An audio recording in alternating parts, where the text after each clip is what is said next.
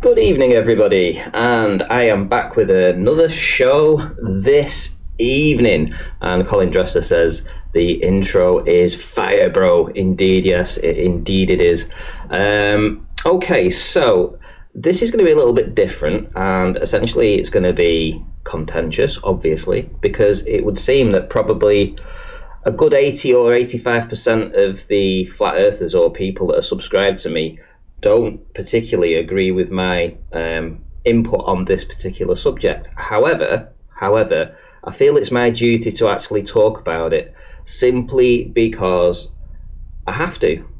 I just have to, because it's within me. I feel so strongly that there's something different with what's going on with this that I have to talk about it. And I do apologise if people want to argue with me and call me that I'm this, that and the other. That's fine. I'm happy with that. You know, you guys can have your own opinion. I'm absolutely fine with that. But, you know, I mean, I am here just as a streamer, as a friend, to try and talk about this, and hopefully, you know, if nothing happens, great. Absolutely nothing happens. That's just fantastic. You know, I couldn't be happier than that. I can be an idiot for the rest of my life, and I don't care. Really, I don't care. I could be an idiot for the rest of my life, and it'll hang over me. Ranty was the coronavirus. All this stuff. Yeah. But hey, listen. If something does go down, you know, I you know, and a couple of people prepare for that, then, you know, I feel like I've done my job. And here's the deal, guys. Here's the deal. I'm not going to talk about the virus, right? I'm not going to talk about the virus because there is a lot of speculation that the virus may not be real, even. Indeed, it may not be real. This is what a lot of people are saying. I can honestly say that I have seen videos from inside of China of critically ill people that I watched a video just before, heartbreaking video of some children in Iran with the coronavirus, and it broke my heart, I have to say. And I'm not going to play that video on here, because if I did, honestly, my audience wouldn't appreciate that. But there are plenty of videos out there to suggest that there is something going on. Now, you can speculate what the cause of that was, whether it came from this bio laboratory, which is what I think happened. I think something got out of there. I think it's real. I genuinely think it's real. But there are people that say it doesn't. So I'm not going to get into that side of the argument in this particular session. What I will want to talk about, though, is the impact that it's having on different countries and flights and food, the logistics, basically, of what's going on, and to sort of like enlighten you people if you're not aware of what exactly is going on. Now, how do I say this to start with? By the way, I do have Paige here. Paige is waiting, and I'm going to be bringing Roxanne in too. So Roxanne, she's coming in with a different viewpoint. Paige, do you want to say hello? Doing good. So here's the real deal. Here's what's going on, right? In case you weren't aware. So currently in China, there's 750 million people that are in a lockdown. That means that they can only go out either once every 3 days, one person from each household, to go and get groceries or medical supplies if they can find them from the shops. They are basically quarantining the area so that people don't mingle to spread whatever it is or whatever it might not be. There's a reason why they're quarantining people. People are being quarantined, right? They call it medical martial law. Right, okay, so they are in currently medical martial law. 750 million people. That's 1/10 of the entire population of the world. And you think about that just for a minute. And also then think about, well, how much goods do China send out worldwide, around the world, all the electronics and everything like that, all these factories that are now shut down and won't be reopening again until May the 1st at the very earliest, right? Now think of the effect that's going to have. There are also hundreds of cargo ships parked outside of China that have been there for weeks now, laden with goods but can't drop them off and can't take the goods back to from China back to, say, America or Britain, around the world, to try and transport these vital supplies out of China, because they're not allowing the ships to dock. So what's the knock-on effect of that going to be? Well, already we're seeing that flights, for instance, have been completely banned now to China. Essentially, you'd be struggling to find a flight in or out. The amount of countries that have said we're not flying into China is almost every one to a T. You also look at the countries that are now barring other citizens from other countries entering their own territories. Now, it's not exclusively China now. So there's South Korea and what they're doing over there with the lockdowns they've got imposed. Think about what's happening in Italy, where 5,000 people already have been quarantined from 10 towns. This is happening worldwide. It's not, whether or not there is a disease, something is happening, and the countries are either frightened of something or they're putting on a very good show. But whatever they're doing, people are being locked in their houses, and cities, towns around the world are being put into a quarantine. This is happening, people. Now, it's going to happen into a place near you. It may even happen in a place where you actually live right now. And it could happen within the next week or the next couple of weeks. But it will come. This is what I'm saying. Forget the virus for now. Let's think of the logistics. Food, medical supplies. How are you going to get that if you're in a medical quarantine? There's a medical martial law if you're in quarantine. How are you going to get these goods? If you're not prepared, if you don't go and get a little bit of extra food when you go shopping, when you've got the opportunity right now to go and buy some extra tin food, things that are going to last for a 2-year expiry date on it, you don't have to eat it.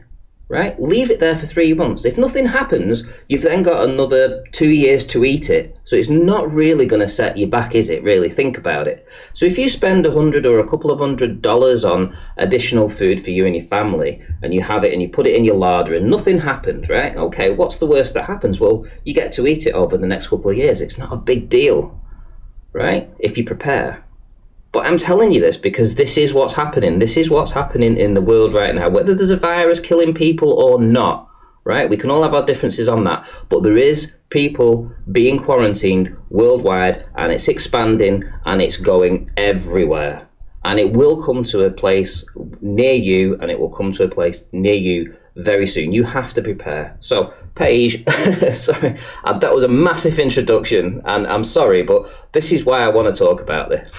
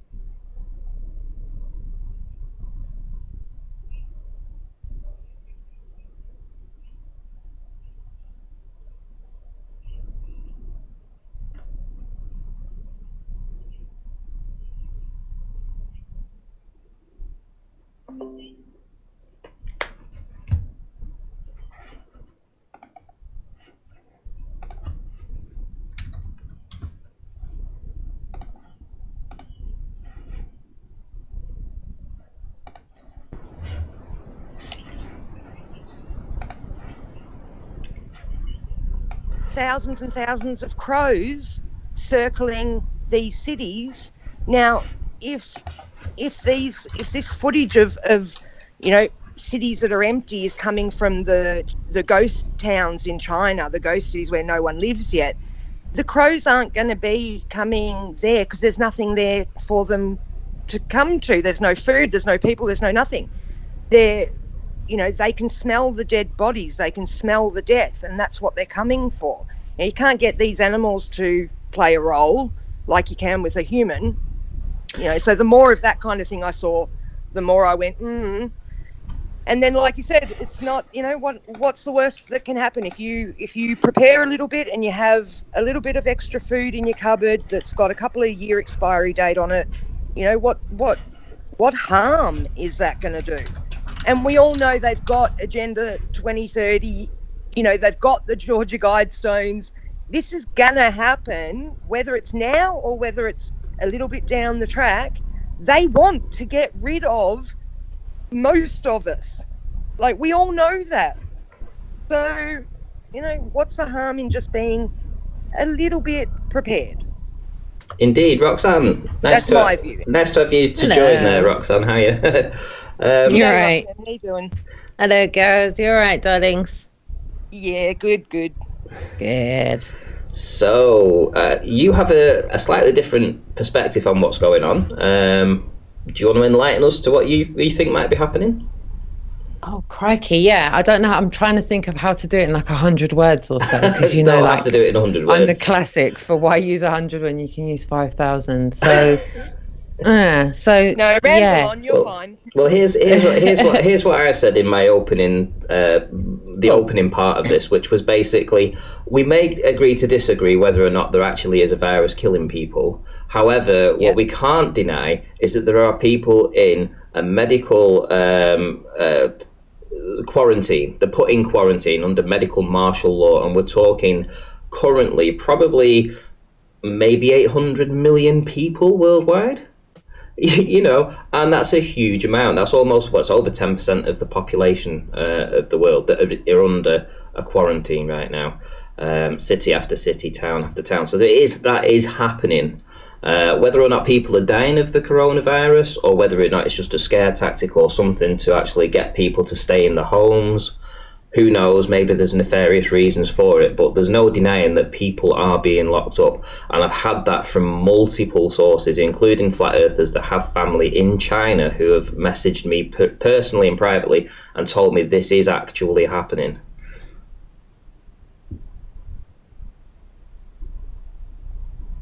So, do you want me to speak? Of course, fire away. No, yeah, sorry. Listen, I'm here to. I didn't know what that was a segue for. I didn't know if you wanted one of the girls to say something first or something. No, sure. Sorry, yeah. So, I suppose I better give a little bit of background for why I think the way I think, because I think if I just blow in there, it might be taken out of context. So, if anyone knows, I've kind of been outspoken about these things in the past regarding the cabal. The people that I feel are in place that are pulling the strings above the puppet masters that have been selected as our corporation leaders for whatever retrospective country one lives in. If you happen to be in the country I live in, the leader that was elected or selected was Boris. And, as you know, we've got various international leaders. I obviously feel, with the information I've been looking at over the last couple of years, that those individuals have been selected by malevolent people. Very rarely in the past has it happened when benevolent people have been selected to do good things, not bad things. I think if we're going to be governed, I'd rather us be governed by people that aren't, horrendous, satanic, off-key people. I'm trying to think of simple ways to say this to streamline what I'm saying. With that being said, I think if you look at the international climate that's going on right now from South America all the way over to Asia, right over to Australia, I think we can see the unrest that's going on internationally, that's been going on for probably the last 18 to 24 months, much more so than we've ever seen over the last 20 years, put it that way. And if you look at the amount of people that are walking away from the infrastructure, people that are trying to flip and free themselves, I think all arrows for me seem to be pointing to the systemic takedown of the old guard. If you look at all of the people that are moving into seats of election and power, those people aren't really helping what's been happening over the last 10 to 15 years. I think what's been happening over the last 20 or so years has really been destroying each country and our lives, if you look at everything that's happened. So trying to streamline this as best as I can, Ranty. So over the last 12 months, if you look at our monarchy, if you look at the international leaders and the craziness that's been played out on the enemy of the people, the mainstream media, if you look at the amount of people that are going to have to be removed for the systemic takedown of the old guard to be implemented, I feel that the amount of cabal players that are going to be removed, if you look at this, the puppetry of the sealed indictments that are left to be unsealed and the amount of household names that are being implemented in this, I think we can safely say that there is definitely some major disruption of the elites going on right about now. And if those people are as dangerous and as horrendous as I've been shown to see, then it would be fair to say that those people are now fighting for their lives, and they'll do anything, like's been said already, depopulation, the whole 9 yards, because to them we're just sheeple, we're nothing, we're bastards to them, not for a better choice of words, sorry. So with that being said, I truly feel that this coronavirus is now probably one of the biggest disinformation campaigns we've seen in our lifetime. But I feel that it's a disinformation campaign that's been put in place so that over the next few weeks and months, it can be pumped up to an international pandemic, which would then halt international flights, international movement. It would basically stop everybody from doing everything, but it would give the opposition for the cabal an opportunity to remove them and take them out of power, but keep as many people as safe as possible, the least amount of collateral damage. The collateral damage is what the cabal would want. Don't you see that already happening though? Yeah, that's what I see happening. Yep. International flights, no transfer of goods, people not working anymore in China. Italy's, I would imagine, probably almost all of Italy, probably within the next couple of weeks, will be under the same kind of draconian measures that was put in China. But you can see it happening. It's happening in South Korea, it's happening all over, and flights will be stopping, for sure, to these destinations. In fact, they might as well just ground all the airplanes for within a few weeks, I would say. There'll be no flights going anywhere unless it's locally. You won't be going from country to country. They won't have you. They won't allow you to come in from different countries. They just want to lock down their own countries and secure their own borders. Now, whether or not that's through fear, because there is actually a virus, or whether or not, like you say, it's a bigger scale, there's something going on behind the scenes, which is why they want to destabilize everything in this way. But whatever it is, in whichever way you look at it, it is coming, and people do need to prepare. They need to stock up, because there will be shortages of food and everything. Supplies, medical supplies, you name it. Everything that you think there that is you're already going to a need. shortage of food in Italy. There is already a shortage of food in Italy. They're having problems at all the Aldis and whatnot over there. They're having to put security outside to stop people from going in and panic buying already. Wow. Well, this is happening. South Korea have got no food basically now. It's, China, you've seen how they've been being fed. They've had to have them in baskets, on strings, because they've been locked in their apartments, trying to ferry the food up to them. Even then, you're only allowed out once every 3 days, but they're not accepting food to come into the district. So like Wuhan, they're not getting people bringing fresh supplies of food there. So people are starving. And I don't think people are quite aware whether or not they believe in the virus, whether or not they believe that there's some people dying for a virus or something. That's beside the point. Your country, the people in charge, will shut you down. They'll stop you from going out. They will do a martial law where they will arrest you if you step outside. So you won't be able to go to it. You won't be able to get food. People will have to go and get some food. And like you say, maybe the Italians are just more awake than us, and that's why they've gone out and bought the food. Prior to this happening. Well, over a dozen towns in northern Italy have effectively gone into lockdown on Saturday. They've closed schools. They've closed businesses. It's a town spelt Codogno in northern Italy. Yeah. I don't know how to pronounce it, but yeah, they've locked down various businesses. The infrastructure's virtually been brought to a halt. Well, like I say, I mean, you think there's no actual virus. I actually think there is. I think there was a virus. I think there still is a virus. I think it got out from that level 4 facility that they had there, working on the bio weapons over there. I actually believe that. I believe that, and I believe there is a virus. But regardless of whether we believe it or we don't, this still will happen. This is still what's going to go down. We're going to get the flights are going to stop. Your food in. I mean, how much food does Britain bring in from abroad? I think it's quite a lot, isn't it? Yeah, it is. It is. But obviously, if martial law is implemented, the military will take over the infrastructure. I'll even give an example, Ranty, right down to anyone who's at home and they've got prepaid gas and electric meters.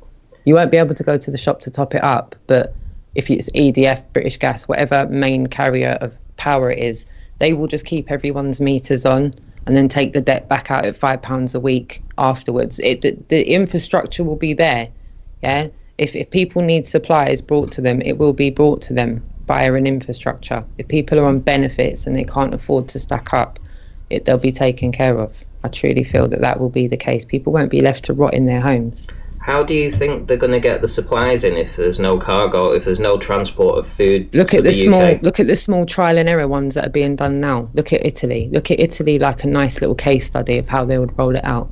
They're rolling it out in various parts across the international community. They're seeing how the lockdown's going. I think it will take probably until about end of August, September, maybe November for this to fully kick in and us be under house arrest for a month. Oh, I think that's how long it will take to get to people's front doors. I think it'll be far quicker than that. Yes, absolutely. I'd give it a month. What makes you say that?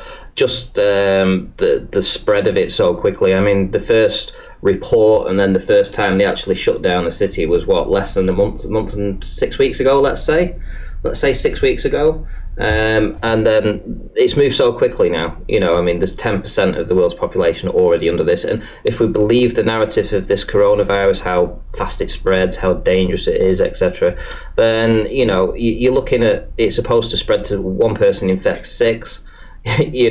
Well, look, even what they've just done in the Canary Islands, right? Kalima, it's nothing really out of the ordinary. I just spoke to 007. He's lived there for the past few years.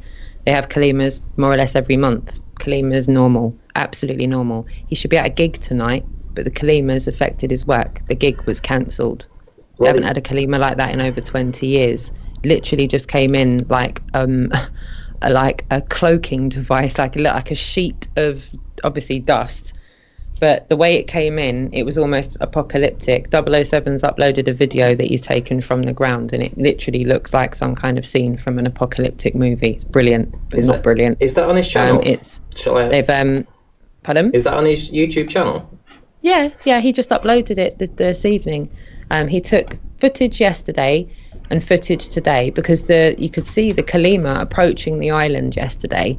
And then he took further footage of it today and compared the both. And basically, he described it as apocalyptic. It's funny because that's exactly how the mainstream media's, that the videos that I sent you from the mainstream media, that's how they're describing it.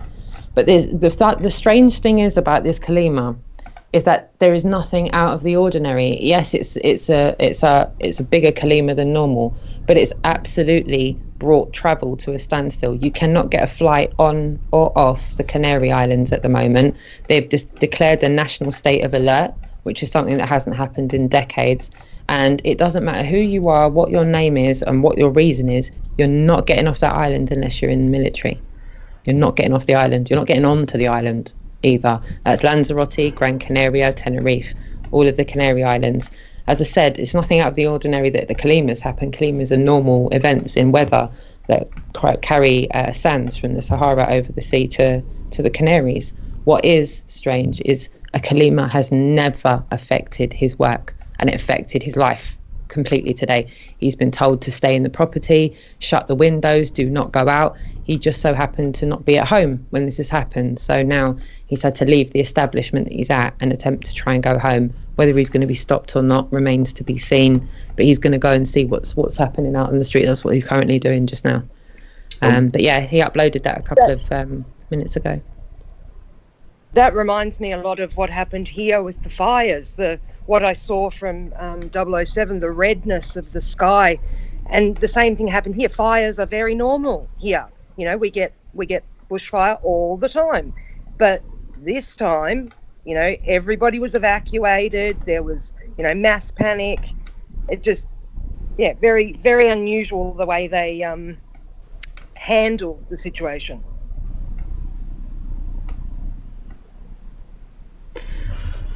Yeah, it's. I'm trying to find the video so I could play it, but. Do you want me to send it to you? Yes, please. That'd be great. No worries. Doing it now.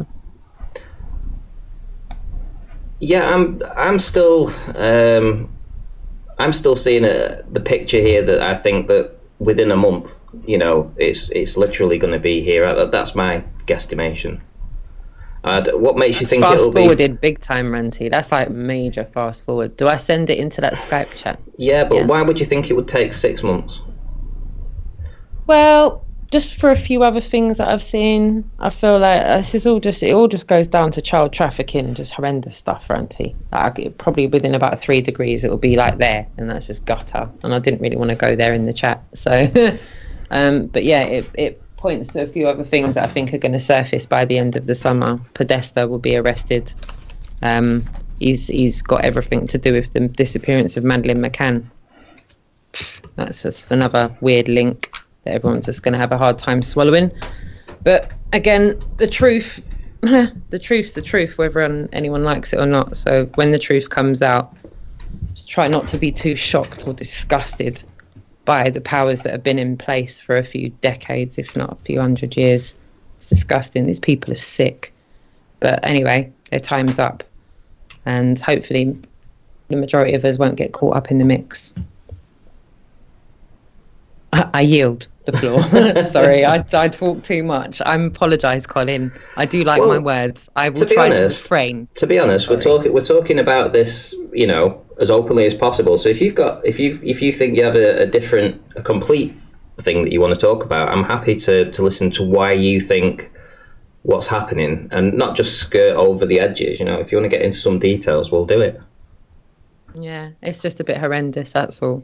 It's just a bit horrendous. It's just a bit off-piste and a bit horrendous. And some people, when I've spoken about it before, some people are just really not up for that kind of discussion because it's just a bit horrendous. I don't know how else to describe it other than it's a bit horrendous. So, yeah, go for it. So, Paige, I wanted to bring you in. So, what's it like in Australia right now? Because we had Phil, was it Professor Phil Bell? He came in and he said that the Chinese students, half of his Chinese students were missing. They weren't attending his the university there because they were essentially quarantined.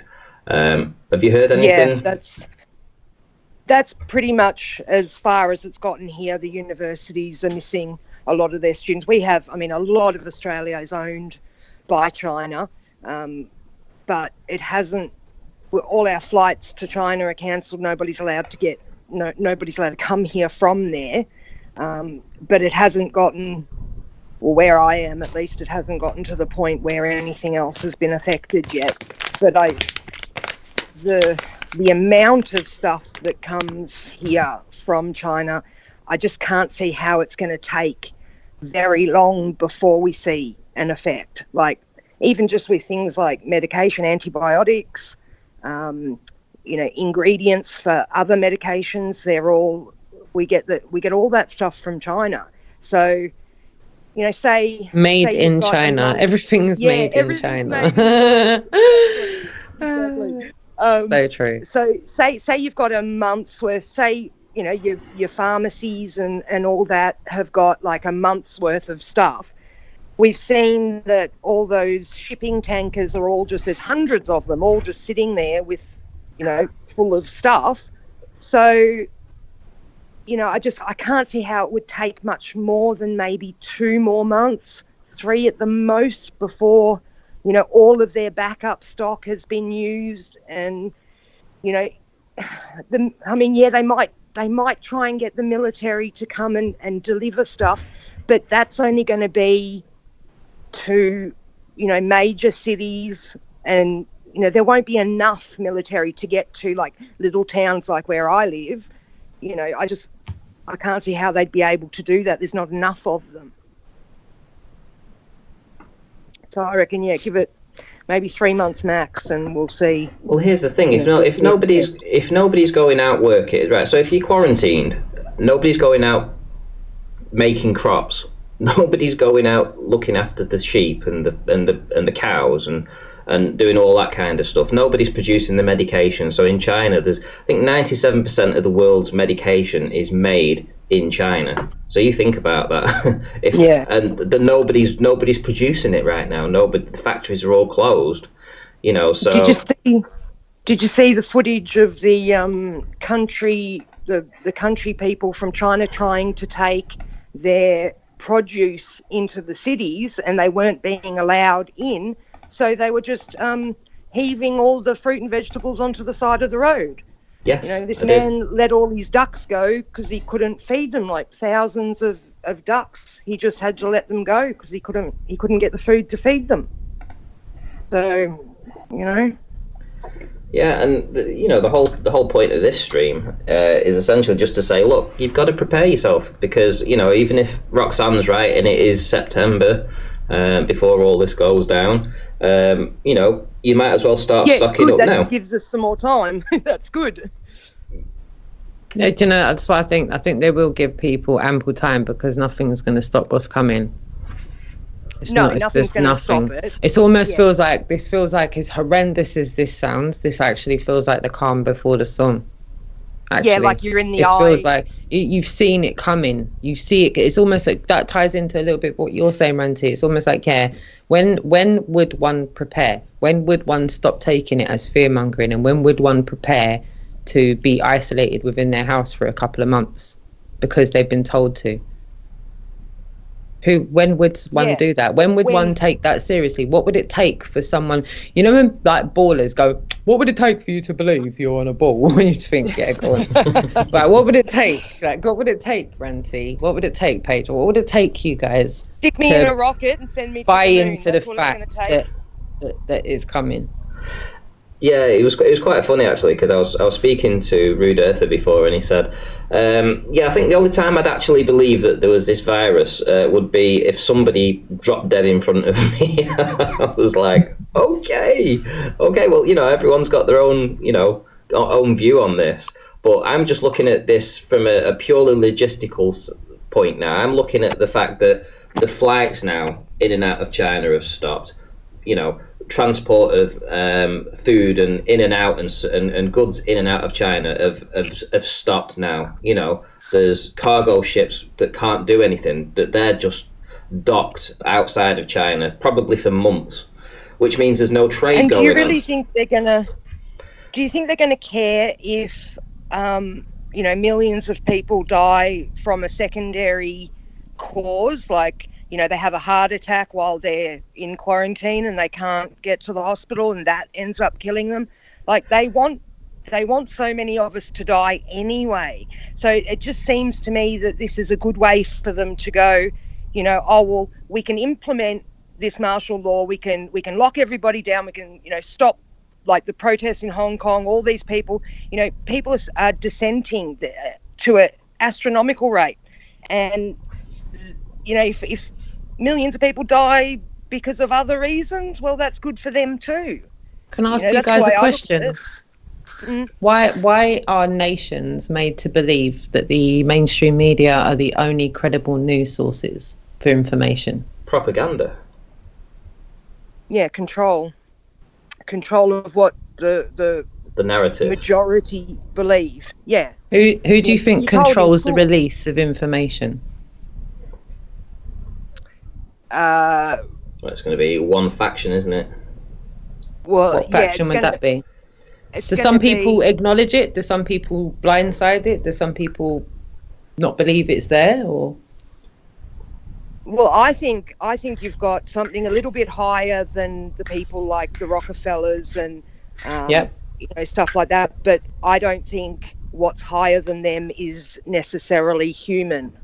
They are. I think that group, the richest of the rich, the richest people in the world, they're the ones that control what we're allowed to know and what we're allowed to hear. But whatever's controlling them may not necessarily be human.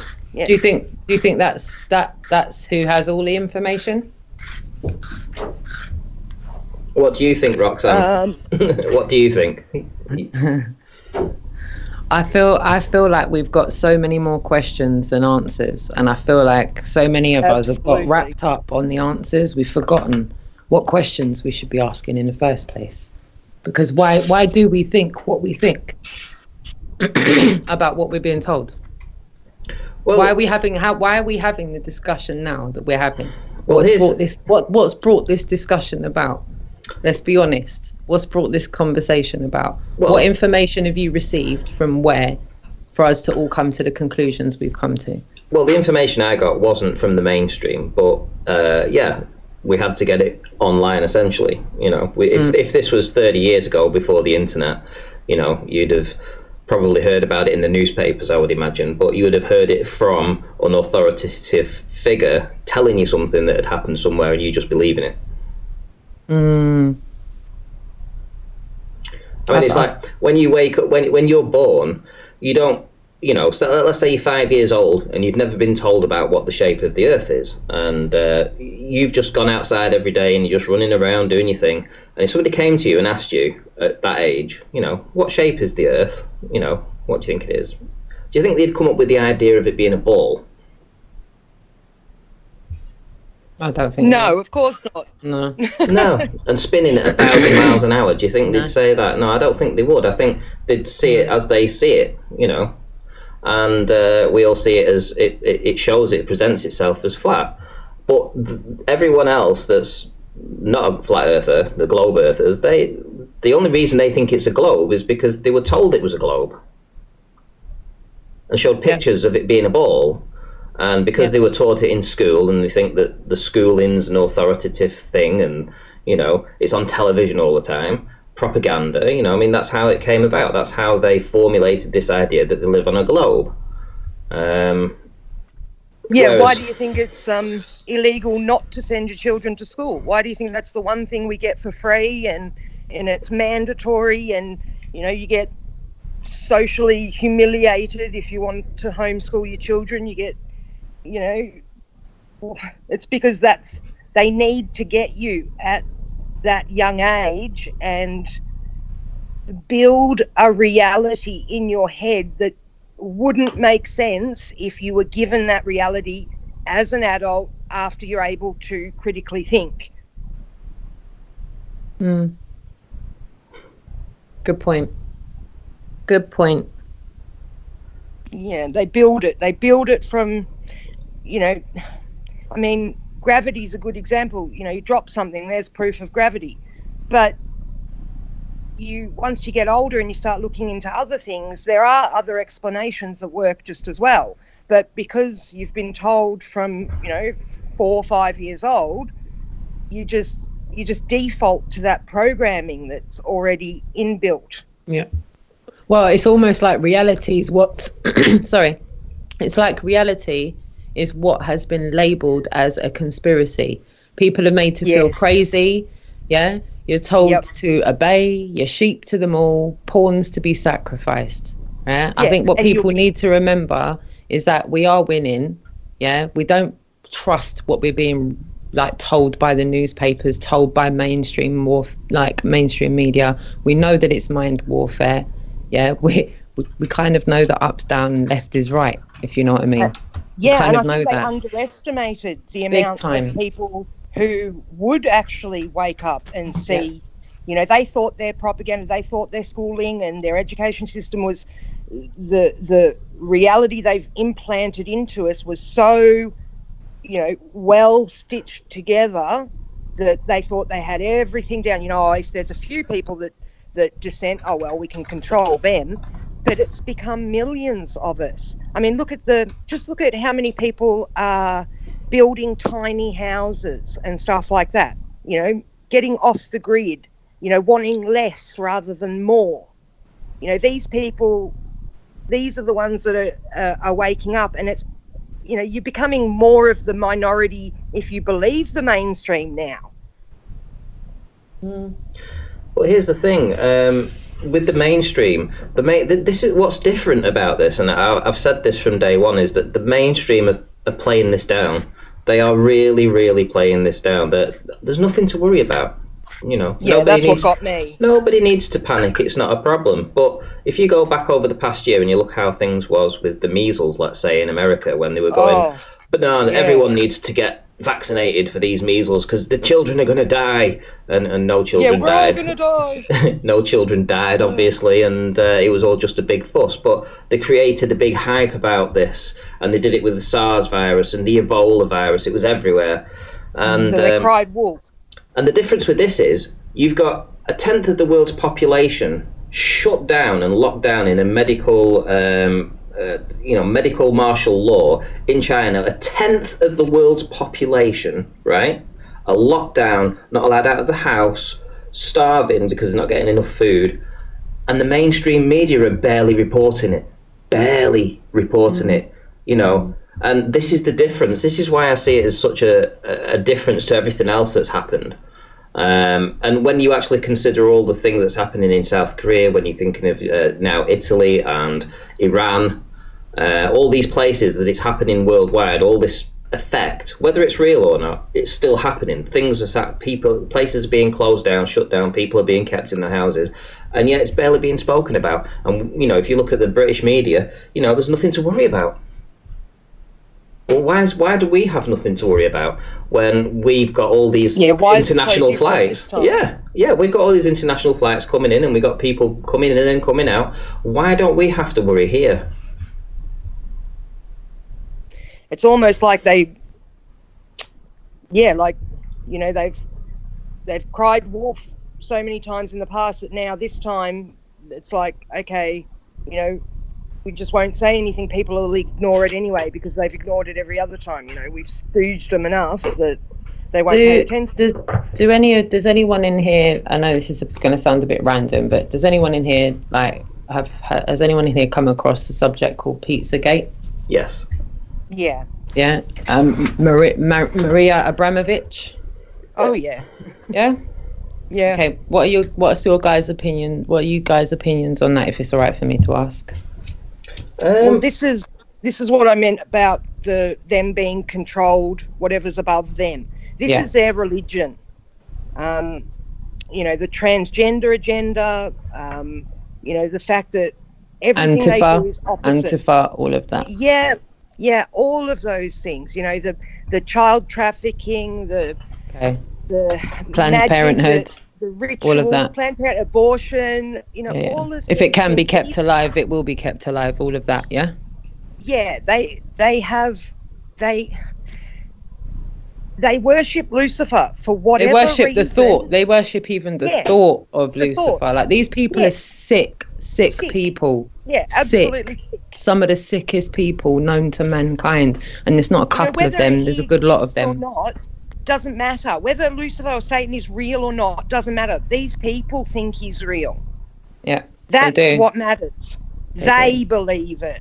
What do you think they would have to do to take all of those people out simultaneously? Do you not think creating some kind of pandemic would be a good idea? They would have to do something like this. Like this. This fits the bill for them doing that. And I feel like even if you fast forwarding it by about another 3 months, I was thinking maybe the end of summer, but maybe a fast forward does make sense, because those sick fuckers are fighting for their lives. They're willing to take as many people out as they can.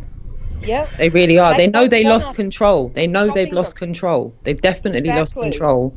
Definitely lost control. What would you be willing to do if you were a well, how do you capture a dangerous animal?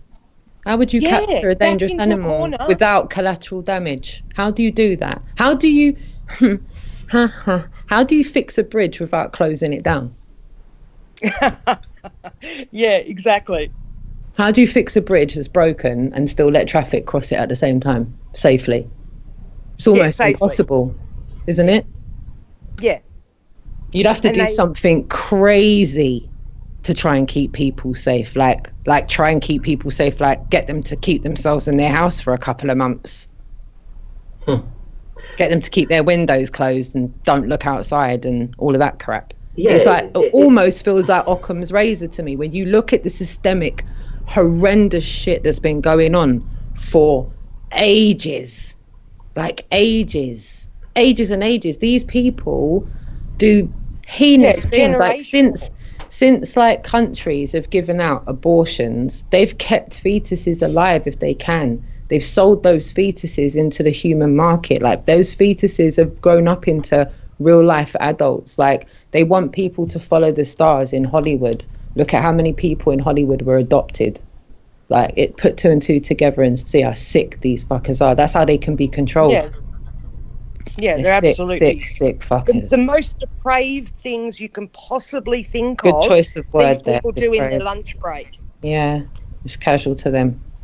It's a literal casual. The worst thing is, people like us think that, you know, we live our lives to be pretty, you know, pretty nice, honest, you know, people. We love our fellow human beings. We try, you know, we love our families, that kind of stuff. Love our children, and we just assume everybody's like us. But these people aren't like us. They're nothing like us. So, yeah, I mean, do you think it's like a reset thing? Do you think that's what's happening? Yeah, I think so. Interesting point of view. Sorry? That's an interesting point of view. When do you reckon the last reset was? Oh, I have no idea. Martin leaked it would be 1800s. Yeah, probably the start of the 1800s, I would say. Everything prior to those 2 expeditions, Nimrod and the North Pole expedition in 1909, when they tried to claim it to be a ball, everything seems a bit sketchy prior to 1909. Prior to that, yeah. Absolutely. Well, it makes you wonder why they had the 2 world wars, you know, and what that brought. It kind of ties into 1909, doesn't it? It's like, why that year? Really? That was the year you guys tried to do it. It's a ball. It's a ball, everyone. Nimrod, we've done it. We've gone to the South Pole. Now we're going to go to the North Pole all in the same year. And we're going to tell everybody it's a ball. And then after that, we're going to birth something called a think tank. And then we're going to perpetuate that internationally. And then we're going to teach it to the children through the national curriculum. We'll start something called the Ministries of Education and we'll just pump it out like mainstream media. Yeah, but they went too far with 9/11. That's what woke so many people up. Yeah. That was the thing. They crossed the line with that. I don't think they realised the impact the internet had on that particular event, because everything prior to that they were able to get away with. But 9/11... Because they controlled the information. They don't have as much control now with the internet. So I really honestly think they didn't realise. Yeah, they underestimated people's ability to share information and you know, talk to each other and wake up about this. So now maybe they've pushed something forward because, you know, with Flat Earth coming out, people are really just going, right, I'm not watching TV anymore. I don't believe a thing mainstream tells me. You know, now you've got people finding out about their birth certificates and you know, being a sovereign citizen and how the police are all, you know, up shit creek. You know, it's just one thing. Once you learn one thing, it's like a big snowball and you just keep adding more things on, and they've gone, oh shit, I think we've lost control. So what better way to gain control than to do this? Lock everybody down, turn off your internet, stop you from being able to talk to each other. Yeah. It just seems too perfect to me. Yeah. Yeah. Yeah, so I think there's definitely, I think this is the start of a reset. I'll be honest. It makes absolute sense to me because there's too many people that have what you'd class as woke now. There's the weird thing is, it's like it doesn't take most people. It doesn't take a lot for them to just put, for some people to sow a few seeds in the mind to start them just sort of thinking for themselves. And before you know it, the mind starts to wander and they start to research for themselves. It's like up until that point, they've been under a spell. Well, I'm the perfect example of that. 3 years ago, I was researching the Bible and something popped up on my YouTube feed about flat Earth, and I had literally not looked into anything. 9/11 wasn't even big on my radar because I live in Australia and I just had a little baby when that happened, and I was busy with my life. But it took me all of 5 minutes of looking at long distance photography and then researching the Coriolis, and I went, oh my God, we're not moving, and oh my God, we can see too far. And that was it. That sent me on this enormous rabbit hole where I just it's like a hypnotic spell that they've got on people, and until somebody breaks it. I've never thought of these things before. Until somebody breaks it. I mean, you've seen sort of like fairy tales, like was it Snow White and she gets, is it Snow White? Yeah, where the prince kisses her. Yeah, and until she gets kissed, she's under the spell, but it can be broken, and suddenly once it's broken, it's not a problem. And I feel that's the way it is with your mind. It's a sort of spell. Yeah. TV programming and broadcasting and Operation Mockingbirds. Operation Mockingbirds. Yeah. Operation Dominic, Operation Fishbowl. Fishbowl of the Lord. Come on, really? We have Pete Shea asking a question to you, Roxanne, who says, go for it. What's your view on 9/11? Is she on board with the symbolic hoax truth? To be honest with you, I don't really tend to voice much of an opinion on it, as I see what happens within the truth community. Everyone is kind of quick to jump on one narrative on another, and it causes quite a lot of division. One thing I will say is that I feel that a lot of it is smoke and mirrors, and a lot of it is much of a show. The one thing I will say is that Hussein is just a bad actor, and so was Bush, and so was the whole administration that is behind the whole cabal front. It just all goes back to the cabal again. So honestly, whether people died or not, whether it happened or not, it's still part of the whole cabal regime. Yeah, if people can see Nazi that it's world not order, the way mainstream says, that's good enough, I think. Yeah. So how do if you look at all the sort of like the bullshit that NASA have put out, all those images, I think there's enough come down now that disproves that we went to the moon. There's absolutely so much information out there that how do you go from everybody saying that they've gone to the moon and they've put people on the moon and they've sent people in an orbit around the Earth, how did they go from that to actually dialing all that back and resetting everything? There has to be a reset, because they can't survive with that knowledge being out there. You can't put the cat back in the bag. Yeah, they've screwed up so many times with the ISS and the moon landings and stuff like this, but it is in the narrative. It's the narrative. And they also now know that everybody's probably awake with 9/11. They know that was how that went down. They know that there's so many things going on and how we're being manipulated as human beings in this society. I think that in their mind it's broken. Society has to, because they're no longer able to just tell us things and us just believe it anymore. There's too many people that are awake right now, and that's why I think there has to be I think they have to try and reset things to start over again, because this is a failed system for them. it's starting to unravel big time, and just in the last 5 years, you see how many people have realised what's going on. So what do you think, though? Roxanne, you're just being very quiet.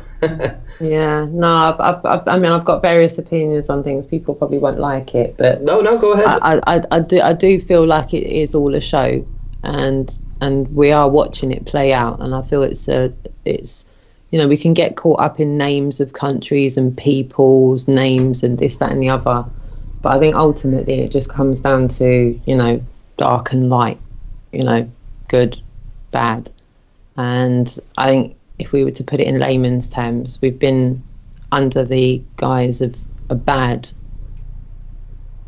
control system for a long time.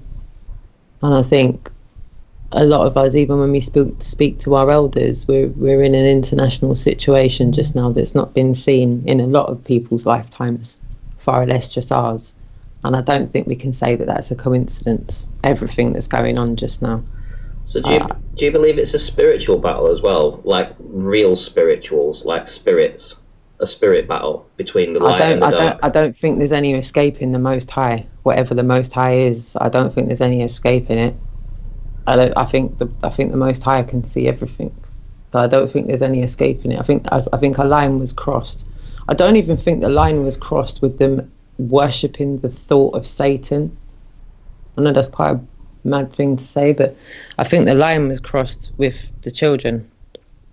That's where the line was crossed, and that's why everything's been brought to I agree.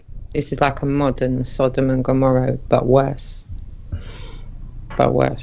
I feel like if you look at the evidence of the amount of voices that haven't been able to sound their voice, they've not been heard, because it's just been a systemic problem for a long time.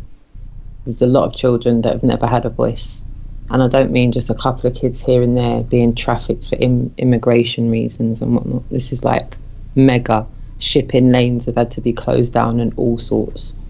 Like, things have had to be ground to an international halt. That's what I said. If you really look at what's been going on internationally, watch the ships, watch where they're going, watch where they're not going, look at the different patterns of behaviour that have not been seen in decades upon decades since certain shipping lanes have been shut down, ports have been closed. Like, the avenues for trafficking inundated amounts of children are closed. Their window of opportunity is closed. Like, I truly feel, like I said, these sick fuckers are now fighting for their lives. I don't think they've ever been pushed to the surface the way they have been of late. I think that we saw the monarchy get a direct punch in the Fourth Reich nose when certain things played out over the last few months. I think we're starting to see it play out on the screens even. What do you think happened there? Disinformative screens. What do you think happened there in the monarchy? I think her crown was taken, and they tried to play it as discreetly as they could. She wasn't wearing it when she came out last time. It was on a little table, and they decided not even to mention that. Like, they didn't even say, by the way, it's too heavy for her head and we're just going to put it on a table or something. If you look at what Harry's just said and what Harry's just done, like, I wonder who it was that helped Diana flee. I don't know, I know Epstein never killed himself. I don't know if Diana died. I don't know if she died. I mean, if we're looking at evidence for the fact that she died, we've got less evidence for the fact that she's dead than we do about Epstein. And we know he didn't kill himself. So I'm like, yo, who helped her get out? It was all a bit dodgy at the time. She knew a little bit too much. She made a couple of interviews and it was all a bit booky. And if you look at what Harry said, Harry was cryptic code. So what did he say? What did Harry say? I mean, I know that he stepped down from royal duties, but I've not really been following that. He basically said the mainstream media's days were number, and that we the people were so much stronger than the mainstream media, and that he wanted us to know that he's not. Sorry, my dog's going nuts in the background. He wanted everyone to know that he wasn't walking. Sorry, you're gonna have to just get me mute for a second. I'll be back. My dog's not letting me finish my sentence. Okay. Just let me let my dog out for a second, guys. Yeah, sure. While she's gone, I'll just say that if you were the Queen and one of your countries was taken from you and made a corporation, wouldn't you do something about it? The fact that Australia is no longer, we have a Queen of Australia now. We're not under the Queen of England. They made up this fictional Queen of Australia. We're now a corporation owned by America, owned by DC. Wouldn't you do something if you could? If you were the Queen, wouldn't you say, hey, hang on a minute, you can't do that? But she hasn't since, I think it was 1973 or something it started, and then 88 I think it was when it solidified. So she's done nothing for us. Why? It's all a bit sus to me. Yeah, it's interesting what Roxanne said there, though, when she said that her crown was taken away from her. I mean, I don't understand what's been going on. I'm totally at a loss with this kind of thing. I mean, I know that Harry has stepped down and Meghan Markle have stepped down. I know there's a massive problem going on there, but I just assumed that was probably to do with the fact that he's probably not actually related to the royal family in any way, shape, or form. Yeah, I don't think he is. Yeah. And I thought they were just getting rid of that other guy's kid. Yeah, I just thought they were just getting rid of him to the sidelines, but I have no idea. I mean, I could be completely wrong, and I probably am. So, I mean, I'm waiting for Roxanne to come back and tell us. It wouldn't surprise me if the royal family has just been allowed to stay in their position. It wouldn't surprise me if they haven't been actually powerful for a long time. Do you know what I mean? Oh. That they whoever is in control has just gone, okay, we'll let you stay there as long as you follow our rules, kind of thing. I don't know, Roxanne. What did you mean about the Queen's had a crown taken away? I honestly, that's all of this is over. I've not been following it, so you're going to have to pretend that I'm totally in the a newbie here. How many people do you think are going to want the monarchy to be the monarchy when they all realise that they're kiddie fiddlers? Nobody. Hopefully, nobody. There you go. So there you go. That's what. And then they're all going to find out that Harry's not even Charles's son; he's James's Hewitt's son. So he's not even like royal blood like that. Yeah, exactly. He's not interested in it anyway. Charles is going to abdicate the throne. William's going to be implicated in the Epstein case. Andrew was just the first name to come out. Harry, coincidentally, was the only name that wasn't on that flight list. It's funny that, but all the other guys were. So, who's going to want someone that's in the monarchy? The Queen's going to have to come off the throne eventually. So I think they're just wrapping it up now, aren't they? Their days are done. That's them done. What's going to go on? Is like William's daughter going to be queen or something? Is she going to start wearing the crown at 5? Who's going to want that? Who in this country is going to want that? No one. When do you think this will all come out? Probably just like one of your other panels said, sooner rather than later, probably. I think that's why Harry's exited stage left from England. Distanced himself from it. So you think he knew or suspected what was happening and then has just had enough? Possibly. Possibly. I mean, what could you do if you were Harry and you knew? I think that's why he went to the public first. He went to the mainstream media first. He duped the mainstream media and made the mainstream media think that Buckingham Palace had approved his statement, and that's why there was such a shit show. What was the statement? If you want to be protected, you need to go into the public eye, so they can't take you out, and that's why he went straight into the public eye, bypassed Buckingham Palace's press office, made his own statement, making out his granny had okayed it all, and then they all got their knickers in a twist on the mainstream media about it and made it into an absolute shit show. Why? What was the statement? What did it say? He's coming away from. He's removing himself. He's like exiting stage left. He's like, I'm done.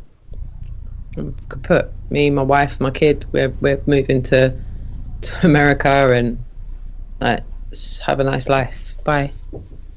Wow. Yeah. Yeah. My uncle's nuts, and I'm off. Bye. Yeah, have you not seen his speech that he made? No. You should have a look at it, Ranty. It's interesting to say the least. I felt at some points it was kind of cryptic. Some of the things that he said, he brought up his mum, media, us, we the people. He mentioned that as well, and that we together, like he said something like his family had been supportive, but that I'm trying to think, yeah. Trying to think if I can send you a link for it, but yeah, it's about a 4-minute speech, and there we go. That's probably one of them. Just give you the link. Right, yeah, I'll have to watch that. I'll have to try and catch up with it. But it's interesting. Like I say, it's like I also read that people are fleeing now and going to different hideaways. You know, the get the bugging out sort of thing. What have you heard about that? Well, hence why the coronavirus is being pushed, because they are trying to run for their lives. They're trying to flip and free themselves at all costs and run for their lives, and in some cases fighting for their lives. You notice what the mainstream media is not talking about Julian Assange at the moment, right? Yeah. Meanwhile, he's fighting for his life. They're just not talking about him. They're just doing that whole, well, we won't mention the elephant in the room. We won't mention that. But didn't President Trump offer him a pardon? I suppose information and disinformation is necessary until the Trojan horse is through the door. I don't know. I don't rightly know. I don't know if I can corroborate what's being said or not. I don't know if I can confirm, neither deny. But I'll definitely honestly answer if I've personally looked into it and I've gathered information on it. But that there, I haven't specifically looked into, only because there's so many conflicting reports about it, and he won't publicly make a statement on it, which I find quite peculiar as well. Yeah. So if you was to sum up what you thought was, going on with the coronavirus, how would you sum it up, and what sort of advice would you give people if any? Okay, so I would say the coronavirus is disinformation, but it's probably one of the biggest disinformation campaigns that we're going to witness in our lifetimes, and I think it's being put in place to protect us while they take out the cabal. Long story short, it doesn't get any more complicated than that. If you're unsure what the cabal is, please go and research it. Take some time. If you've taken some time to research coming off of the ball, you should definitely research who the members of that satanic sick fuck crew are. So you think the coronavirus is like a smokescreen to hide the eyes of the public, the systemic removal of those sick fucks, whilst they disinfect the world of all the shitheads, basically. Yeah. Okay. Yeah. If they're hitting the eye of the cabal. Corona is a virus. The cabal's a virus. So they're removing it. What effect do you think that's going to have on you and I, people in France, people in Italy, China? What do you think's the average person that this is going to affect? What's going to happen there? What's the likelihood of them being kept in the houses for a length of time? Yeah, I think realistically it'll get to your front door when your country incites martial law. That would be when it gets to your front door, and then just, I think, follow the orders they'll be put in place for your safety. If you see extra military, probably for your protection, not for your harm. It won't be because there's some virus that's going to kill you. I think if you're told to stay in your own house, it's for your own protection, because they're removing sick fucks out of your country. What do you think? Child trafficking and paedophilia is rampant amongst the elites in the higher echelons of government and Hollywood and elsewhere. Yeah, it also covers child abductions in Haiti. Like, see the Red Cross. See, whatever you think the Red Cross, you've been taught the Red Cross are, they're not. Whatever you think you've been taught the Samaritans are, they're not. They're all fronts. They're all fronts. The pedo networks have been dismantled. They're currently being dismantled. We have huge problems here in Australia with paedophilia. So yeah, keep an eye on what happens here. But either way, no matter what happens, you are always better off to be able to look after yourself. Mm-hmm. If you can feed yourself without relying on the government or the supermarket or whatever, you are always going to be better off.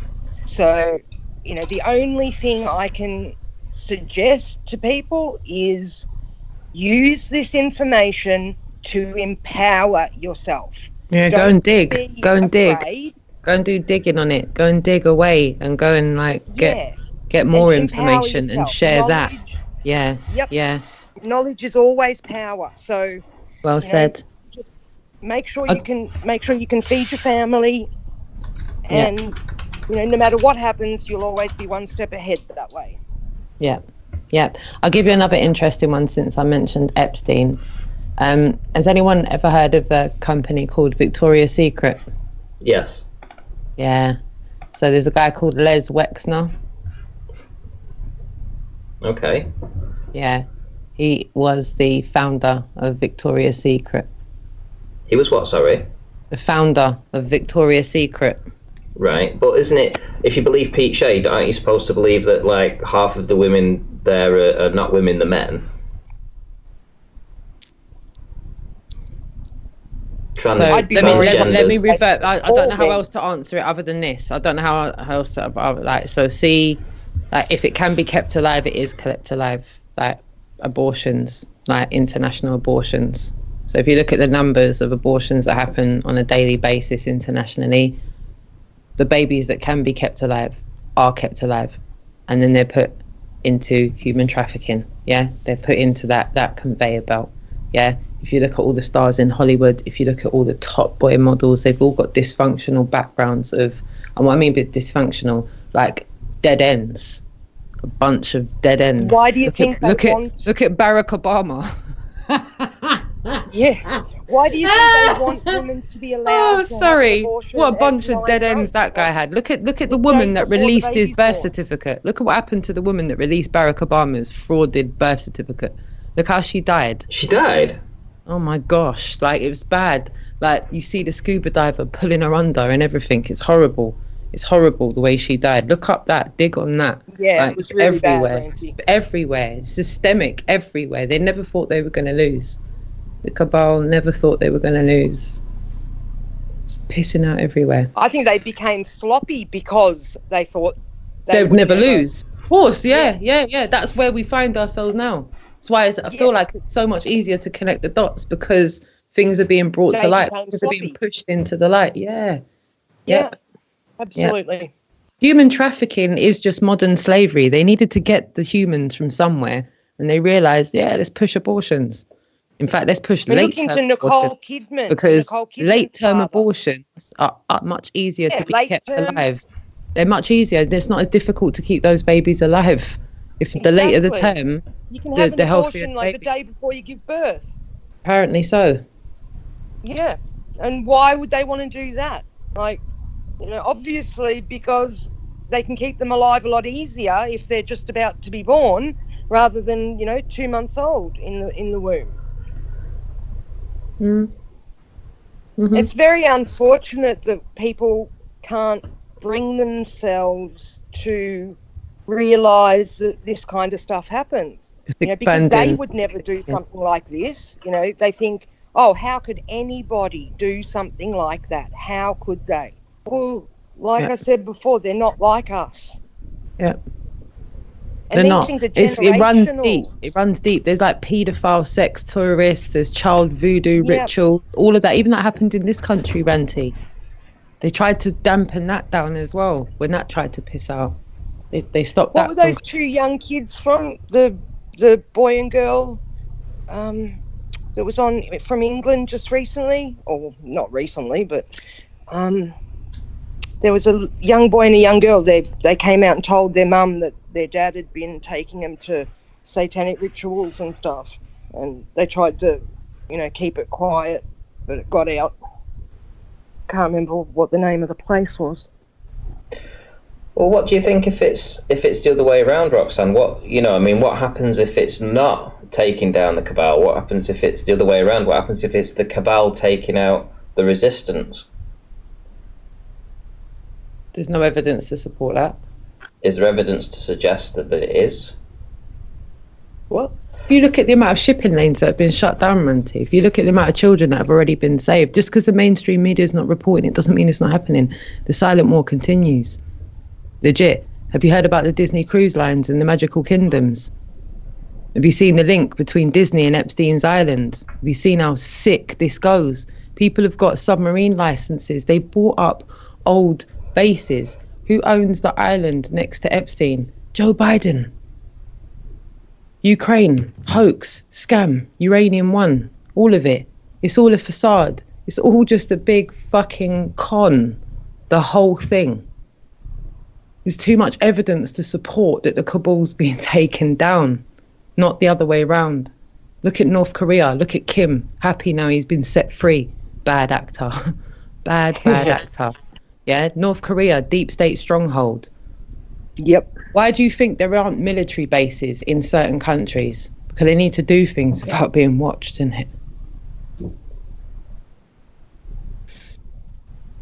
Yeah, I think if you look at all the countries that don't have military bases in, and if you look at all the countries that are having major conflict just now, did it ever occur to you for 1 minute that the takedown was on the good side?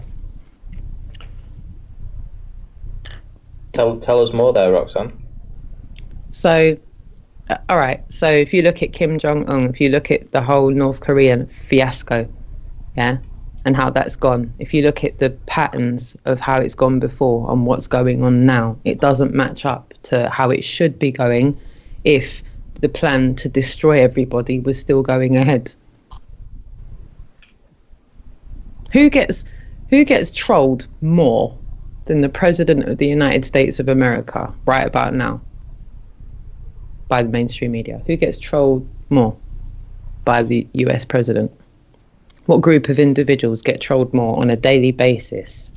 It's pretty obvious to me. Anyone who's left the globe would know that every time you turn on your television, the weather, the news, they have a ball spinning in the background. They're just laughing at us all day long. Yeah, we never get taken seriously. Nobody that has left the ball gets taken seriously by mainstream media. They get an opportunity to ridicule us every time we go on the screen. Why is that? Why is that?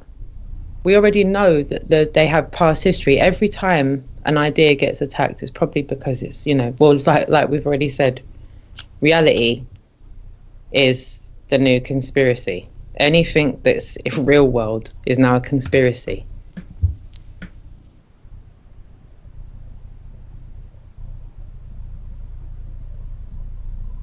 I feel like I could hear a pin drop.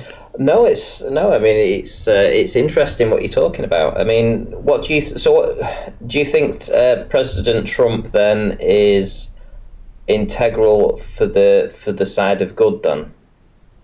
So who do you think? Do you think presidents and prime ministers? And I'm only asking. Does anyone think that presidents and prime ministers actually get elected? No, they get put in place. Because I don't vote. I don't believe in voting. So does anyone here believe in voting? I don't personally believe in voting. But do you think that they get elected? Well, no, they're put in place, aren't they? They're selected, right? I think let's simplify it. So it seems reasonable for us all to agree that there is selected. And is it too much of a headache for anyone to have the conversation about the possibilities of who's doing the selecting? And I don't mean names. There's no point in, and I'm not allowed to say benevolent, but I will. Like, is it malevolent or benevolent people selecting? entities selecting, forces selecting, whatever you want to Probably call it. malevolent. All right. So if you look at the recent events that have gone on over the last 2 years, I can't see any evidence to say that malevolent forces have selected Trump. I don't think malevolent forces selected Trump. I don't think they did. Yeah, I was going to say if they could do that, then couldn't the good side also have a? I think he's the first non-Kabul president that people have had in a while. I don't know if our prime minister's the Sakramuti model or not, to be honest with you. I can't vouch for Boris, but I can vouch for where the country's at. I can't vouch for Boris as a person. Where would you say our country's at then? Pardon? Where would you say our country's at then? It's leaving the deep state. It's leaving the deep state behind. Why do you think Theresa May was crying outside that Downing Street? It's funny. It was laughable. Come on, it was. I was chuckling. It was like a 5-year-old. It was so hysterical. Did you say something then, Paige? We wouldn't know anything. If the deep state was still completely in control, we wouldn't have found out anything. Like the fact that we know, even the small amount that we do know, just the stuff going on with the pedophilia and Pizzagate and all these things that have come out, do you think that would have even for a second be allowed to leak out if they were completely in control? Yeah. It's just not possible. I feel like the tide's turning, but it's turning slowly. It might speed up. It might speed up, but right now it's turning slowly. It's turning slowly.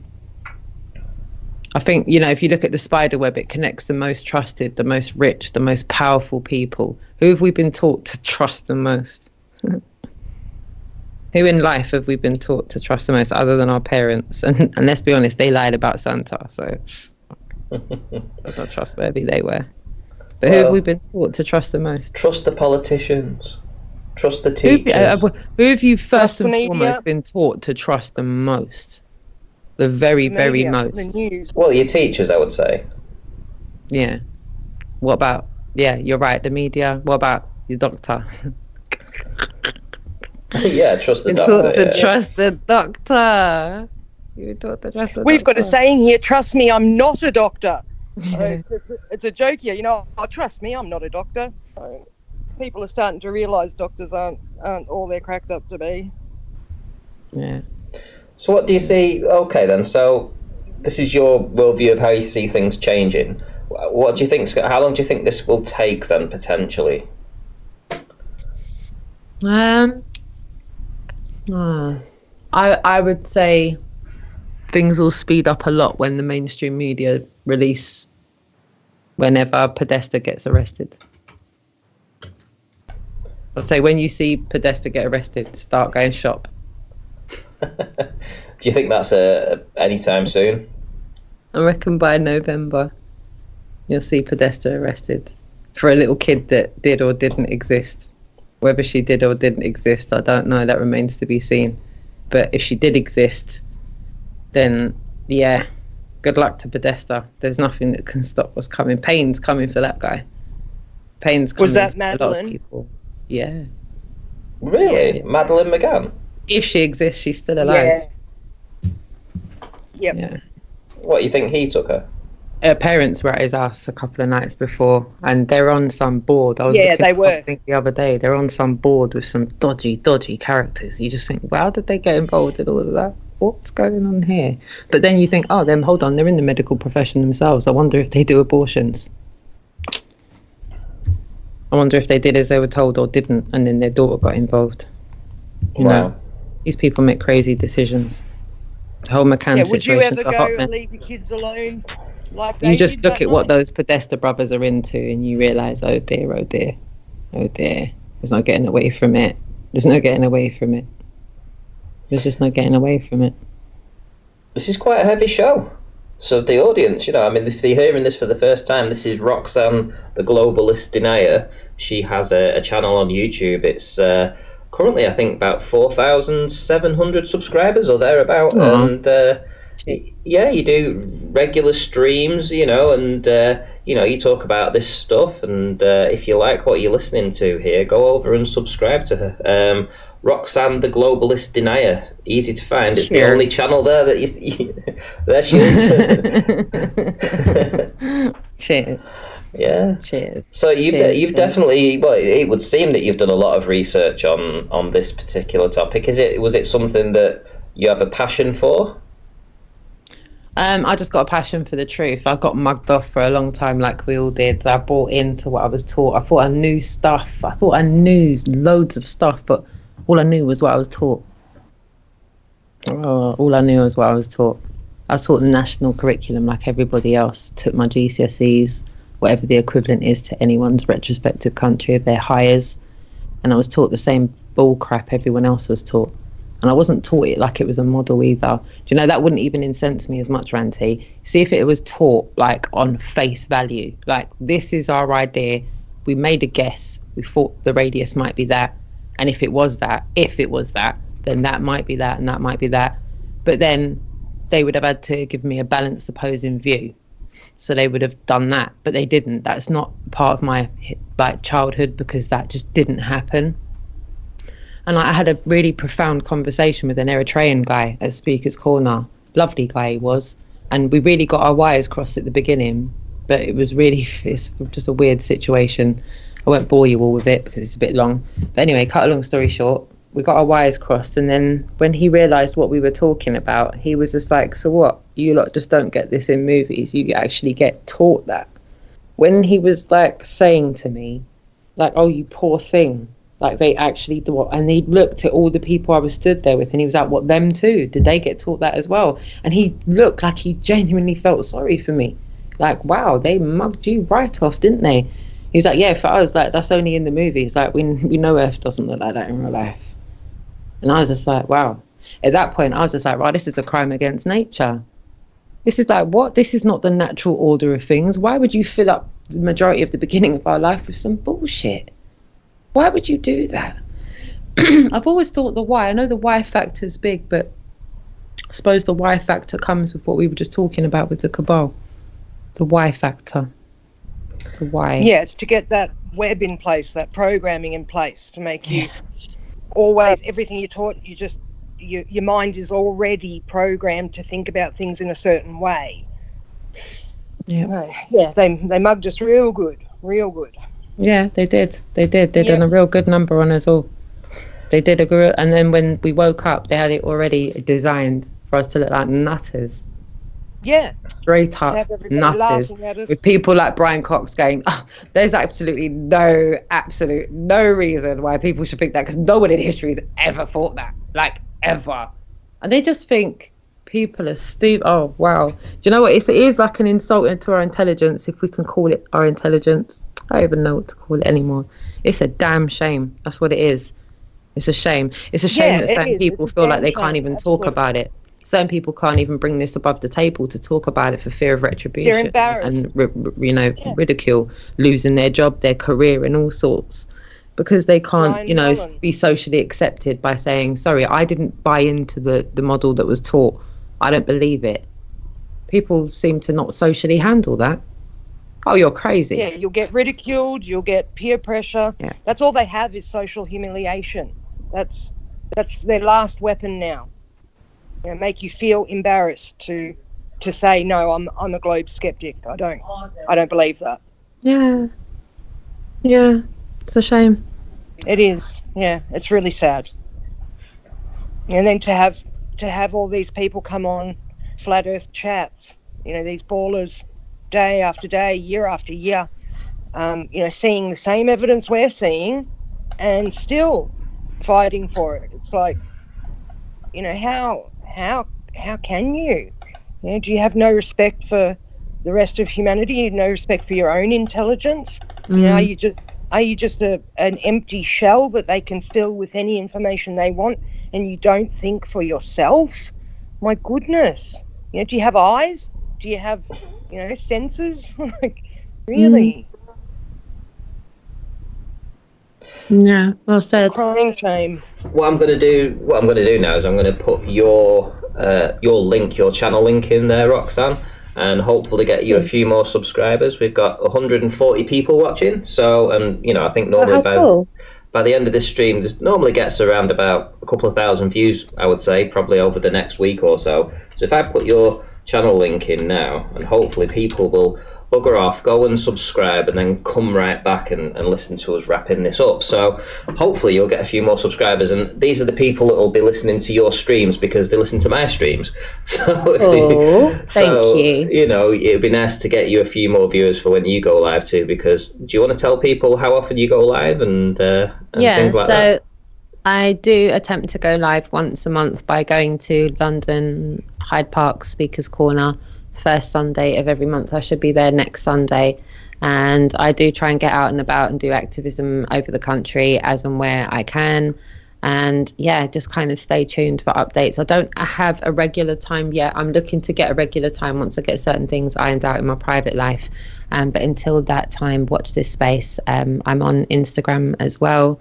There is a link on my channel for my Instagram too as well. I'm on there as Roxanne the Globalist Anaya as well. There's another couple of accounts that I've got, but I forgot the password at one point for one, and then I forgot the password for another. So there is one account that I'm using, and the link for that is on my channel, on my YouTube channel. Yeah. And you've been involved with the Global Eye Tour. You go down, you do Speaker's Corner, you set up there in the rain, the wind, the cold, and you do these live streams, and it's excellent. I mean, you really are, on the front line doing the research. Well, not necessarily the research, but the activism for Flat Earth, and people should be supporting that. Yeah, I'm definitely trying to get awareness for Global Eye. I'm not really a massive Flat Earth advocate, as you know, around here. I've never really been a Flat Earth advocate. I feel that Flat Earth, for people that haven't left space yet, is quite counterproductive, because people seem to just assume spinning disc in space, don't take us seriously. But when you have a formal conversation about the globe being a lie, it's almost like people's programming takes over, and they'd knee-jerk response and give program response to Flat Earth. It's already been ridiculed, and to make a claim that the Earth is flat, I think, is a psyop. I know it's observably flat because the globe's a lie, but I don't need to claim that the Earth's flat to state that. I just need to say the Earth's observably flat because the globe's a lie. Therefore, I'm not making any false claims. I'm just saying, it's observably flat because the globe's a lie. That's fact. That's not a belief. We know that the globe's a lie. We know that what we've been taught, we cannot observably demonstrate what we've been taught. So that's not belief. That's just a sad fact, isn't it? We've all realised that there's nothing great about waking up and not believing in space and the ball anymore, because you realised it was a belief system. You woke up like a hard hangover for weeks on end, coming to terms with this, only then to be told that you're making false claims. And then you realise, hold on, I wasn't making false claims. I just realised I was being lied to. No, we don't know the extremities of this place. No one's been able to go there.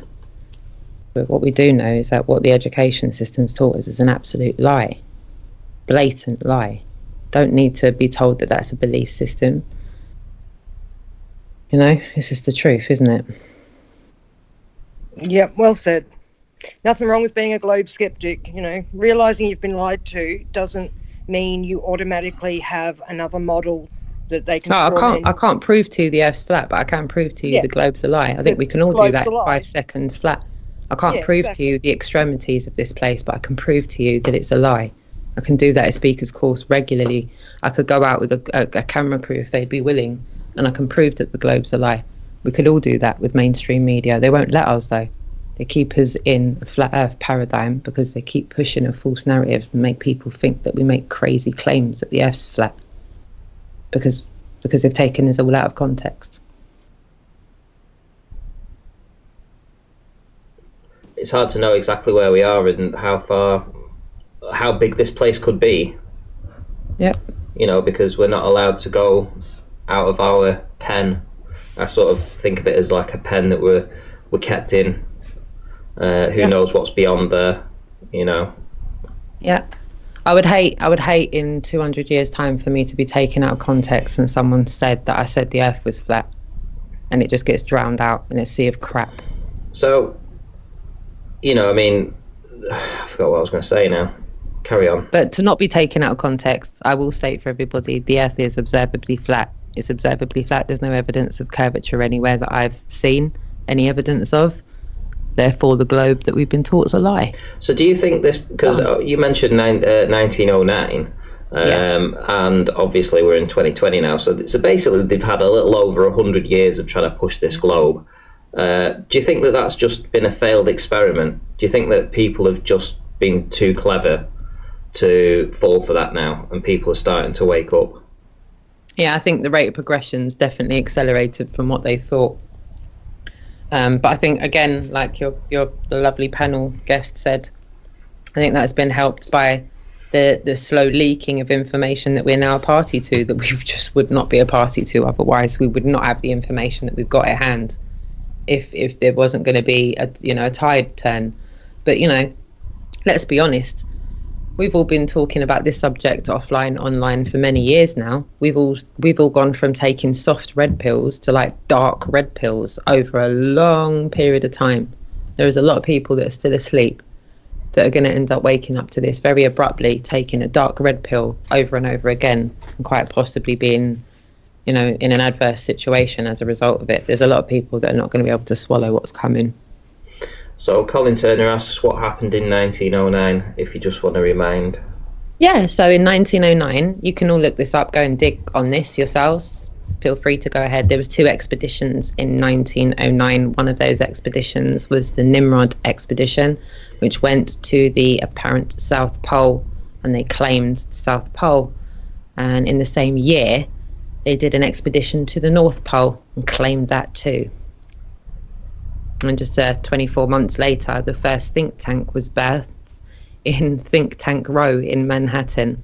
Shortly afterwards, the Royal Institute of Foreign Affairs was developed in England. Shortly after that, the Chatham House Rule was developed. And then the Bilderbergs. And in amongst all that, there was some world wars and some people reckoning they went to the moon and all that crap. It was all a bit crazy. If you look at it, it's quite farcical, really, isn't it? I don't know. As I'm describing it, it just sounds like some hysterical, crazy person talking about crap people did, but it's what they did, isn't it? It's what they did. And people bought it, unfortunately. And now nobody's buying it anymore. No. Martin Leakedy talks about resets. They've always interested me. I was ever since being at primary school, I went to a Church of England school, and they gave us Bibles very early on when we were about 4 or 5 years old. And I always thought to myself, the dates BC never sat well with me. I didn't like the fact that I was supposed to buy into the fact that people thought they lived in what was a number. I just thought, well, there was a year 0, so what was the number before it? So why did it go back to 0? I just thought that as a kid. It just bothered me. I remember they were like really adamant about AD, BC, AD, BC, AD. And I was like, after death, before Christ, after death, before Christ. I was thinking that none of it sat well with me. I had too many questions as a kid about that. I was quite annoying to the teachers because I just wouldn't let it go. I remember asking my mum and dad about it and everything. It was just like, there was like a missing link there. Just thought there was BC. So what was the year? What was 1 BC? It was 1 BC. Yeah, what was the year? What was the number? Before curve? Yeah, well, they called it 1 BC, but it must have had a number at the time. They must have been living in a time that had a number. Not 1 BC. They didn't go around in 1 BC saying we're living in 1 BC at the time. In real world at the time. If it was like 5777, then... It was something. That's right, it was something. It had to have been something. Yes, yeah. So from a young age, reset's a good word. From a young age, I was just like, well, someone pressed, like a stop. When you do laps in the primary school playground, you got the stopwatch and you have to put it back to 0. I was just like, well, someone pressed the button and went back to 0. Why? And did they all just accept that at the time? And we're just all supposed to buy that they did. And it's just all a mess, isn't it? It's a mess. It's a hot mess. When you look at the architecture and the horse and carts, and it's just weird. Yeah. I could go on for hours about that.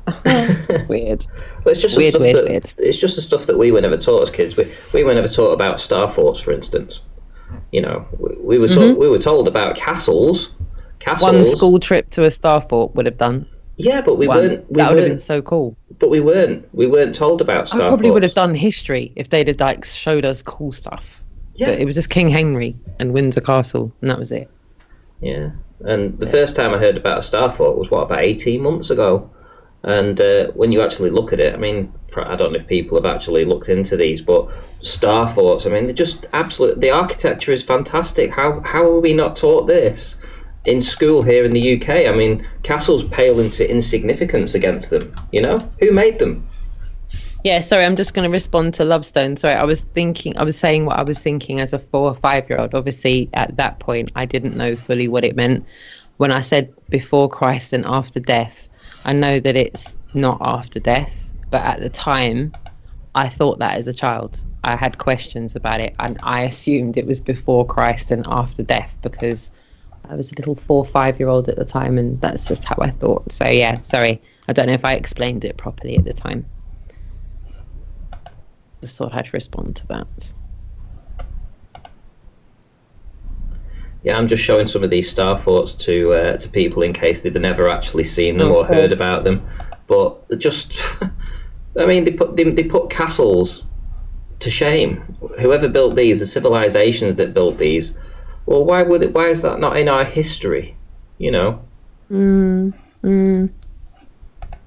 Well, there's no getting away from the fact that those star forts are there. Yes. Right? Yeah. There's no. I mean, I find some of them mind-boggling. Have you looked at some of them internationally? We've just gone from one subject to the next, haven't we? We've just gone. But they're so cool. I mean, I get mesmerized by some of them. Yeah, but the thought that went in. I mean, we were told about obviously pyramids and castles and stuff, but in my opinion, no, these are every much as impressive, every much, and they should have been taught to us, but they weren't. Why was that? You know, is it because they were trying to hide an ancient civilization, or more recent civilization? Did your school teach you about the Great Fire of London? Yes. Yeah. Did you have to do that? You know that drawing. You get the black paper and the tissue paper, and you had to do like the burning building. Did you have to like do like a class version of that? Yeah. Because we did. We had to do like a whole project on it. Why are they teaching us all that, Ranty?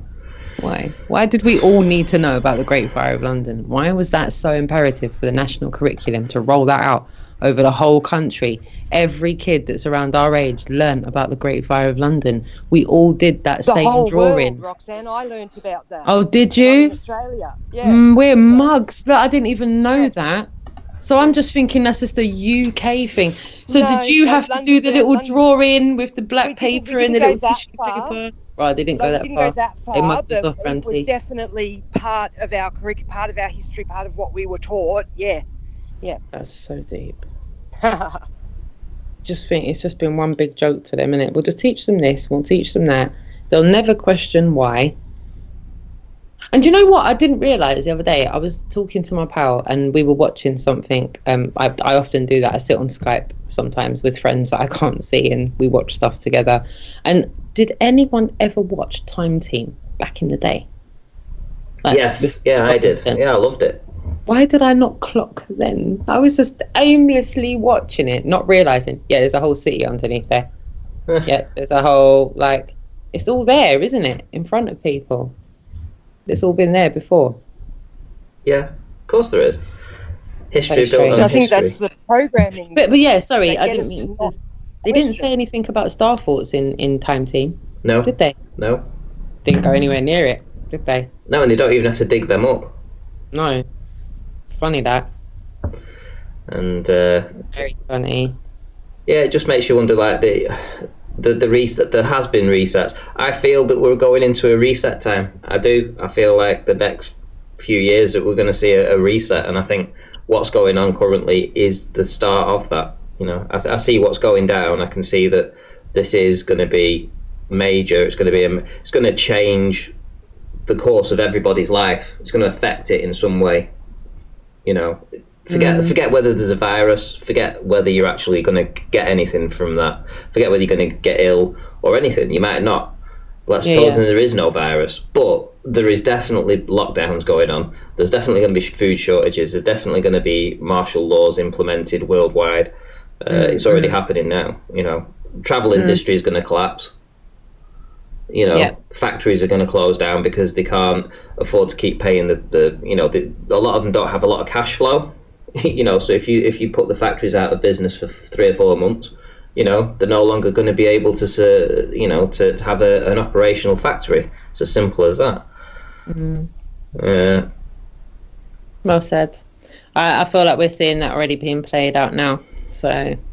Well, we are, and also they tried to get cash out from China. So there was a bank runs on in China. They tried to withdraw the money. The banks defaulted on it. Yeah, but we all know that the Rothschilds own banks in all of the countries as well. The Fed's a big fraud, and all of it. Yeah, money. This is probably going to give the ones taking the cabal out of guard, give them a good opportunity to reset things financially. Yeah, I think that's what it is. I think it's a reset, and people need to just prepare one way or the other. You either stick your head in the sand and pretend it's not happening, and you just don't do any research on what's actually happening, or you don't. And I think, like Roxanne's trying to say here, is that the cover story is the coronavirus, and because they know that most people will just ignore that because they'll be told it's a flu, they won't see it as an issue, until it becomes martial law, by which time it's too late to prepare, it's too late to stock up. But if you are prepared for this and you know what's coming and you're awake to that, rather than forget the narrative of the coronavirus. If you want to just look at it on the bigger picture, what's actually happening in these countries, what's happening in all with the flights, with with everything, you'll know that's going to come to a neighborhood near you, if not your own neighborhood.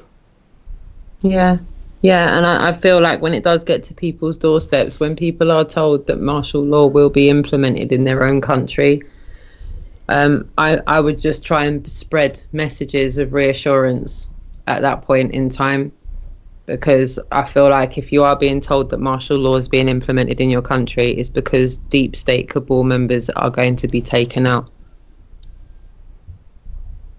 Whether they're going to be taken out dead or alive is up to them.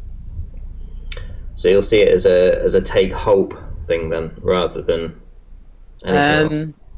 I think that's probably a nice way of putting it. Yeah, I feel like, yeah, that's a good way of putting it. Yeah. Okay, so what I'm going to do is I'm going to round up this stream. So if you guys anything you want to say before you go, so I'll start with you, Roxanne, and then I'll move on to Paige. Yeah, I would just say, just take with a pinch of salt anything that the mainstream media is putting out just now. I feel that the coronavirus is possibly one of the biggest disinformation campaigns that we've seen in modern human times, and it's being pushed for our protection. And like I said, if you're told to stay in your house where you are, it's probably for your own good. And yeah, like Ranty said, just try, if that is happening, just try and prepare as calmly, coolly and collectively as you can. And I think with that being said, if you can answer questions to people that are asking questions in the first place, because that's the one thing that people are intimidated in doing. This whole big subject is not socially accepted. Most of us don't know how deep this goes, and I feel that we all need each other. We need everyone to learn to play nice with each other. If one stumbles, pick them up. If one asks questions, give them the answers, because this is how we grow. There's no more room in raising public awareness for some of the biggest lies that have been told for arrogance and self-importance. If one turns one away, then I feel it's stopping the truth. Don't force those that aren't ready, because the fake news narrative, make-believe, has been ingrained for a very, very long time. But the truth will shine dark to light, and stay strong, because you're not alone. Paige, anything you want to say? Yeah, I think I'd just tell people to, it's not going to be a bad thing to be a little bit prepared. You don't have to run around like a chicken with your head cut off. the sky's falling, the sky's falling. But if you know that you can look after yourself no matter what happens, and even if you've got family that don't want to listen, just put a bit aside for them too. And if things get worse, then you won't be one of those people panicking at the last minute, well said. trying to find food and water and stuff. So you don't have to go running to your families and going, oh my god. Just put a little bit of extra rice, extra tin food, that kind of stuff, just while we've still got time. It'll never go astray. Yeah, exactly. So yeah, I think all in all, I mean, this entire stream essentially was for you guys listening here, which is that we're already aware. I mean, and Roxanne, are you preparing? Have you stored anything yourself? I've got provisions. I haven't done any panic buying or anything, because I feel like if anything like that happens, people will be given ample warning. Like I said, this isn't about fear mongering. Like I said, I think the only time to take this seriously is if your country, your retrospective country, wherever you are on the international flat plane of existence, if your country implements martial law, then take it seriously. Obviously, you need to take martial law seriously. I'm not saying when and where that's going to happen. I'm just saying I think the time to take it seriously is when you're forewarned that your retrospective country will be implementing martial law due to this pandemic that they're going to try and say is happening. Yeah, and I know that Paige has Paige has already got plenty of groceries put to one side. You did a bit of a shop this weekend as well, didn't you, Paige? Yeah, I did. Just things that don't go off, extra shampoo, extra toothpaste, extra toilet paper, things like that, that if nothing happens, then I'll just use it up over the next, 6 months, year, whatever. Best way. So essentially I went out and I stocked up. I've got plenty of food in. I've got enough food in to last me and my partner for perhaps 6 weeks to 8 weeks, maybe, if we eat things out. So it's not too bad, and that's just on top of whatever else we've already got in. So it's just a case of being prepared. If you do have to stay in your houses, like the Chinese have had to stay in the houses now for at least 4 weeks. It's already happening in Italy. It's happening in South Korea. These people are being told to stay indoors. They're not allowed to go out, get groceries. They're running out of food. They're running out of stuff in those locations. So if you don't want to be one of those people that are in that situation, whether or not you believe there's a virus or anything, just the fact that you can't go out and get re-groceries. If you've only got 2 or 3 days of groceries and you've got martial law and you're not allowed to leave your house, suddenly that's going to become an issue for you if you want to eat. I feel like if it does happen, you'll be given ample time to do so.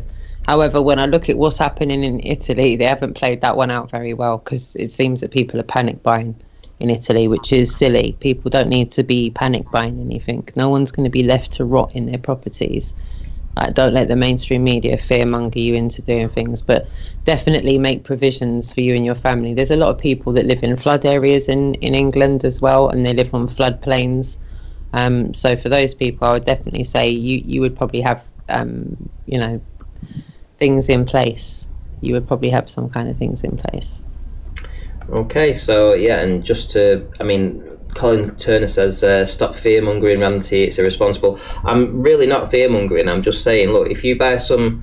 With fear-mongering. If you just buy some extra food in, and you don't get to eat it because you're not kept indoors under martial law, but you've got it because it's a 2-year guarantee on it that you can eat it, then you can eat it next year, it's not a problem. But if you buy some extra food in whilst there's plenty on the shops right now to go and buy it, it's not going to become a big problem, because if you can afford to buy the food in, you've just got it in place just in case the worst happens, Yeah. And that's what I'm saying, prepare, because there's a likelihood that this could happen, it is happening in other places. Big difference between preparing and panicking. Yeah. Mm-hmm. Huge difference. Yeah.